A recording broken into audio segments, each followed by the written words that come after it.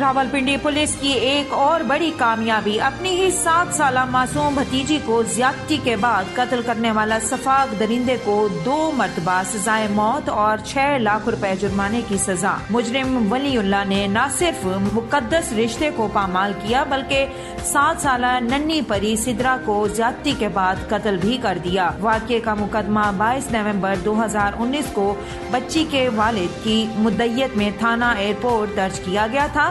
جائے وقوع کے معائنے کے دوران ایس ایس پی انویسٹیگیشن محمد فیصل، ایس پی پوٹوہار سید علی اور اے ایس پی بنش فاطمہ نے شواہد کی بنا پر ملزم کو گرفتار کر کے تفتیش کا آغاز کیا۔ ملزم نے اپنے ہی جرم کا اعتراف پہلے پولیس اور پھر معزز عدالت کے سامنے بھی کیا تھا۔